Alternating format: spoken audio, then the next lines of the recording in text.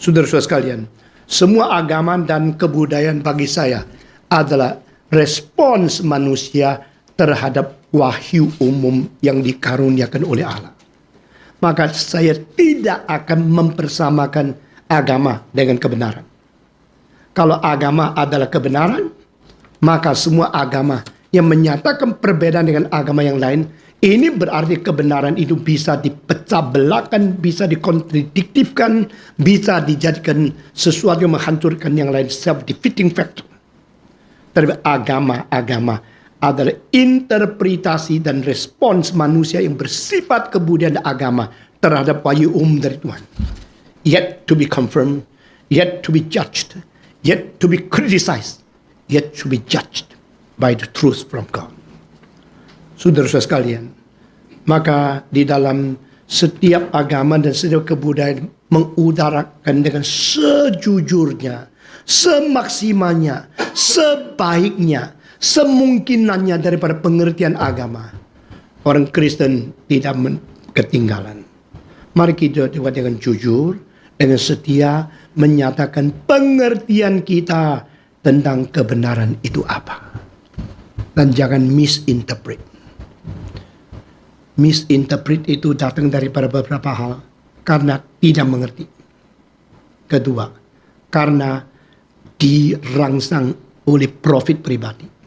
Ketiga, karena ketakutan kepada orang-orang yang mempunyai kuasa mengancam kita. Sehingga mulut kita mulai bungkam, mulai kompromi, mulai sembarangan bicara. Tugas ini besar sekali, saya tahu. Tugas ini besar. Sebagai spokesman of the truth, sebagai interpreter of the truth, itu tidak gampang. Tetapi justru manusia dicipta dengan sesuatu hak istimewa di dalam bidang ini. Itu sebab Adam dibawa oleh Tuhan, membawa dia dekat dengan semua binatang. Hei Adam, kasih nama. Lalu Adam lihat-lihat, kucing. Hari itu kucing baru jadi kucing. Karena interpretasi dari Adam. Harimau. Sampai sekarang harimau belum tahu kalau dia harimau. Coba tanya dia. Harimau adalah harimau karena manusia sebut dia harimau. Singa adalah singa karena manusia memberikan interpretasi. Itu interpretation. Itu berarti the function of being a prophet. Ya. Kenapa Paul Ricoeur, seorang Protestan, menjadi filosof yang terkemuka di Prancis abad ke-20 akhir? Karena dia kembalikan kepada hermeneutik, yaitu menginterpretasi. Setiap kali kamu khotbah, interpretasi. Setiap kali mengajar, interpretasi. Saintis membuat diagram menjelaskan tentang alam semesta, itu interpretasi. Lalu agama mengatakan inilah nilainya, inilah tujuannya, itu interpretasi. Manusia dicipta untuk menjadi interpretator. Manusia dicipta untuk menjelaskan apa yang dicipta oleh Tuhan dengan makna yang ditambah di atas fakta.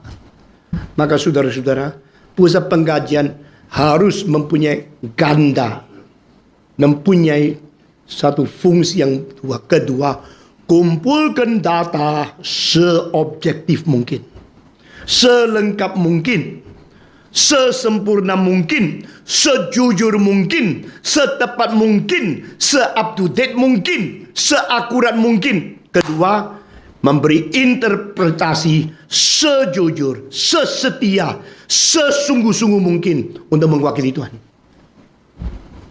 Saya sudah lama menunggu orang-orang untuk mengisi kebutuhan seluruh gerakan ini yang besar sekali. Dan Tuhan sudah mempersiapkan Dr. Benjamin Inton, maka saya angkat dia menjadi co-founder daripada gerakan ini. Sambil saya yang lebih senior menjadi sesuatu pendiri yang mendorong, mengawasi, membimbing, mengarahkan. Karena culture mandate itu satu mandat yang sangat real di dalam hidup dunia ini. Gospel mandate mempersiapkan orang menuju ke surga.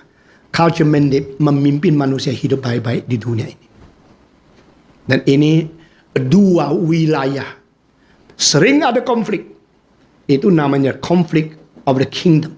Kingdoms in conflict. Saya warga negara surga? Yes. Saya warga negara dunia? Yes. Pada waktu dunia dan surga berbentur, di mana saya harus berbuat apa?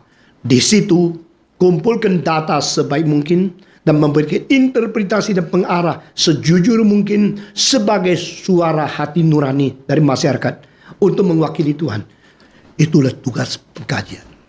Saya harap visi yang begitu besar, tugas yang begitu penting, dan suara yang begitu desak diperlukan oleh sejarah, oleh zaman ini, boleh kita lakukan.